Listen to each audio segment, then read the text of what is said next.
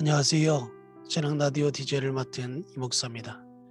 바쁜 일상을 보내시는 성도님들을 위해 오늘도 팬인가 제자인가라는 책 가지고 성도님들과 함께 하겠습니다. 자, 볼륨을 적당히 높여주시고 이제 시작합니다. 많은 팬이 이번 장의 제목을 읽자마자 살짝 인상을 찌푸렸을 것이다. 성령 충만. 팬들은 하나님과 예수님 얘기는 쉽게 받아들이지만 3위의 세 번째 분인 성령님에 대해서는 어찌할 바를 모른다.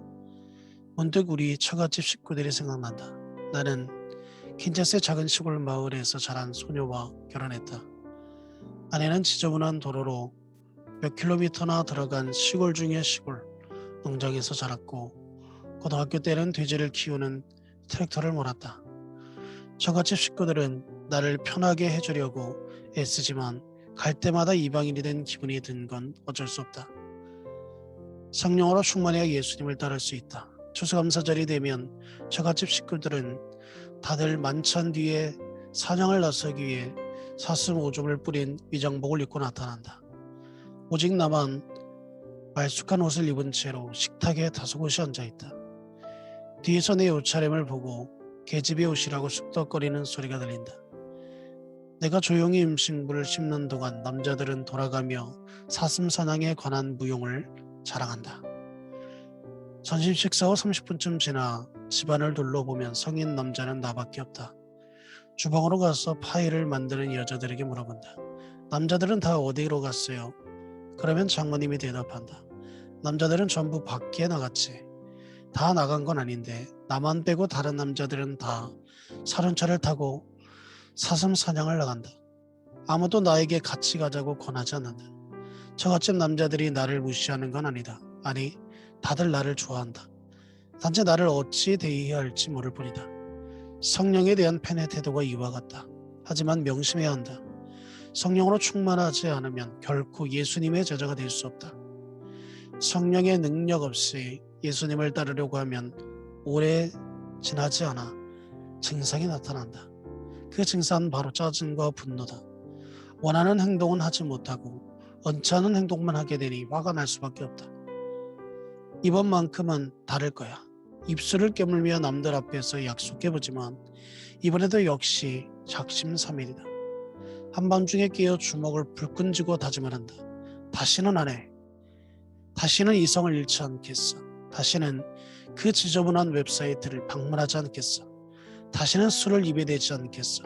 다시는 안 해. 하지만 또다시 한밤중에 깨어 똑같은 다짐을 하고 있다. 그런 방법으로는 아무리 해도 소용없다. 매일 성령으로 충만하지 않고서 예수님을 따르려고 애써봐야 매번 실패하고 좌절할 뿐이다.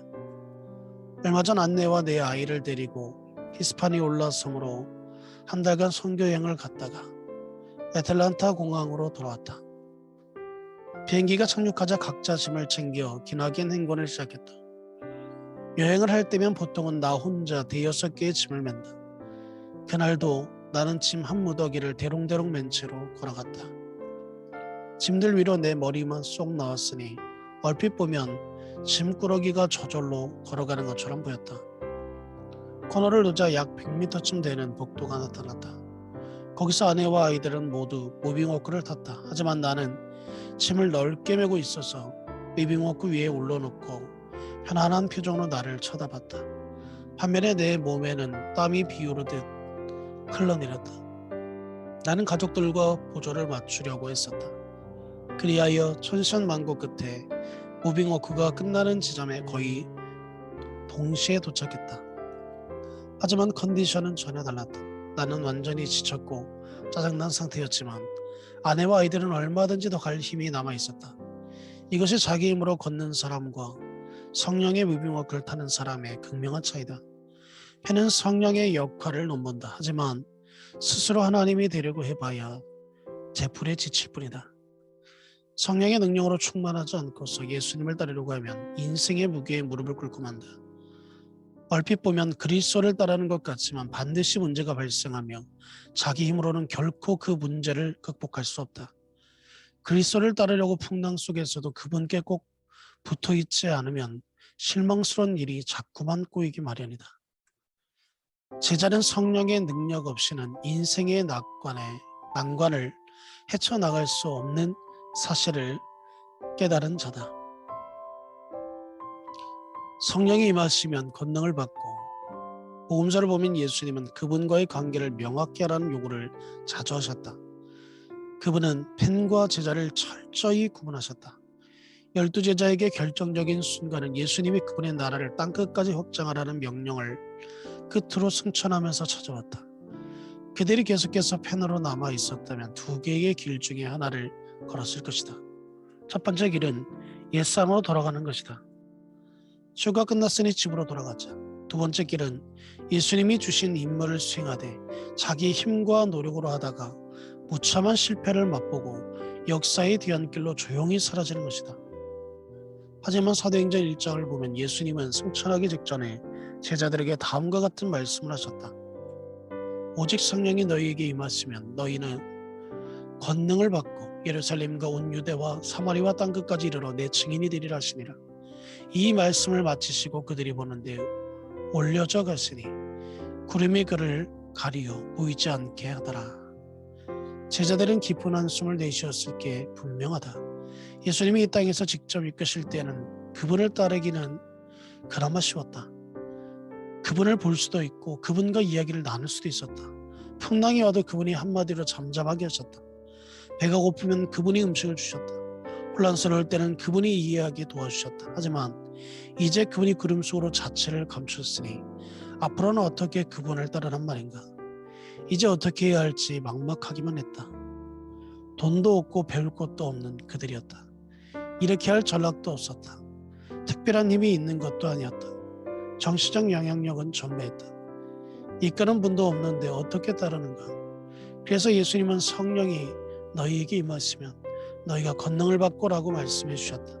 펜은 자기 힘으로 예수님을 따르려고 하지만 제자는 성령의 능력을 의지한다.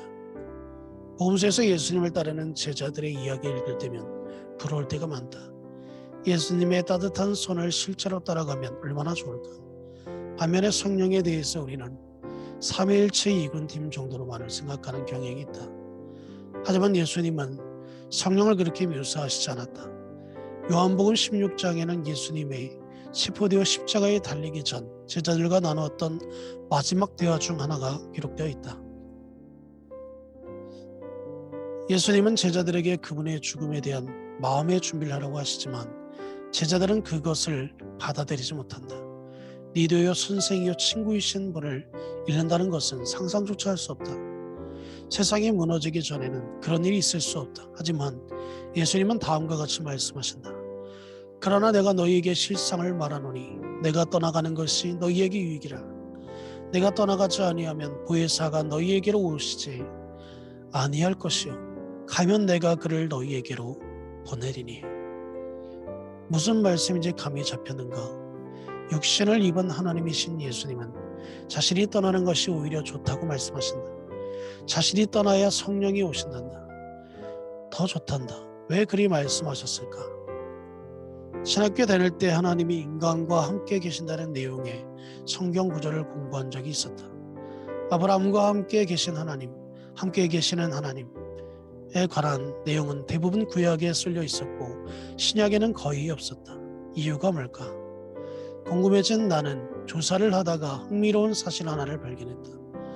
구약에서 신약으로 넘어가면서 중요한 단어 하나가 살짝 바뀌었다는 것이다. 구약에서는 하나님이 우리와 함께 계신다라고 말한다.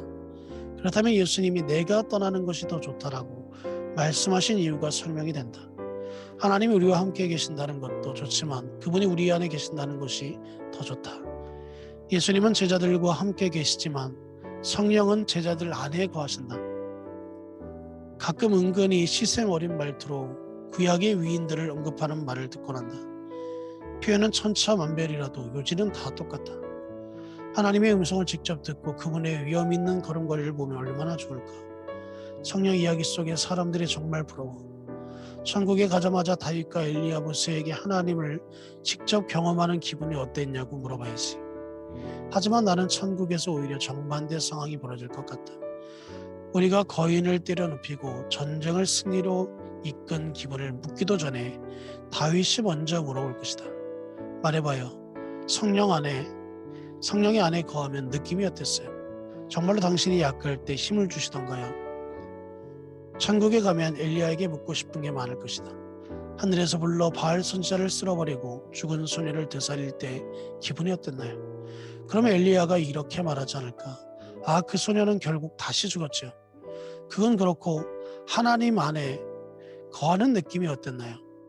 성령이 슬플 때는 기쁨을 주고 죄의 구렁텅이에서 허덕일 때는 능력을 주셨으니 정말 좋았겠어요. 모세에게도 궁금한 점이 많을 것이다. 낮에는 구름 기둥을, 밤에는 불 기둥을 따라가는 기분이 어땠나요? 그 산에서 하나님을 만났죠. 그러면 모세가 이렇게 말하지 않을까? 하나님을 뵈려고 그 험난한 산을 올라가야 했지요. 그나저나 당신은 어땠어요? 매일 하나님이 당신 안에 거하셨잖아요. 어찌할 바를 모를 때 성령이 방향을 가르쳐 주셨죠. 느낌이 어땠나요? 사도행전 1장에서 예수님은 제자들이 성령의 능력을 받게 되려 약속하셨다. 그리고 사도행전 전체에 걸쳐 성령 충만한 제자들의 활약상이 펼쳐진다. 사장에서 예수님의 두 수제자 베드로와 요한이 영적 지도자들 앞에서 불려간다. 지도자들은 신학 교육도 받지 않은 예수님의 제자들이 어떻게 가는 곳마다 놀라운 일이 벌어질 수 있는지 이해할 수가 없다. 그토록 평범한 사람들이 어떻게 그토록 비범한 일을 행할 수 있는가? 지도자들은 머리를 긁적거리며 두 제자에게 묻는다. 사도들을 가운데 세우고 묻되 너희가 무슨 권세와 누구의 이름으로 일을 행하였느냐? 종교 지도자들이 보기에는 베드로와 요한이 제 힘으로 그런 일을 행하는 게 분명하다. 다음 구절에서 베드로가 종교 지도자들의 질문에 대답을 한다. 하지만 8절에서 베드로의 대답 앞에 붙은 문장을 보자. 이에 베드로가 성령이 충만하여 이르되, 이어서 베드로가 대답을 하고 13절에서 이 영적 지도자들이 내린 결론이 나타난다. 그들이 베드로와 요한을 담대하게 말함을 보고 그들을 본래 학문 없는 범인으로 알았다가 이상히 여기며 배운 것도 없는 무식쟁이들이 성령으로 충만해지자 세상을 변화시켰다. 로마서 8장 1절에서 바울은 성령의 역사가 얼마나 강력한지를 보여준다. 예수를 죽은 자 가운데서 살리신 이의 영이 너희 안에 거하시면 그리스도를 죽은 자 가운데서 살리신 영이 지금 그분의 제자들 안에 거하고 계신다. 예수님을 영접하면 성령을 선물로 받는다. 이것이 그분을 믿는 모든 자에게 주시는 약속이다. 따라서 문제는 성령의 능력을 의지할 수 있느냐가 아니다. 문제는 성령의 능력을 의지할 마음이 있느냐다. 폐는 성령을 선물로 받았다 해도 그 성령으로 충만하지 못한 사람이다. 1세기 갈라디아 교회가 그러했다. 바울이 갈라디아에서 은혜의 메시지를 설파하자 사람들이 그리스도를 영접하고 그분이 값없이 주시는 선물을 받았다. 하지만 바울이 다른 도시로 떠나자마자 유대교 지지자들이라고 하는 거짓 교사들이 교회에 침투해 사람들을 다시 율법의 굴레로 몰아넣기 시작했다. 그들은 성령의 능력보다 인간의 노력을 강조했다. 이에 바울은 신랄하게 비판한다.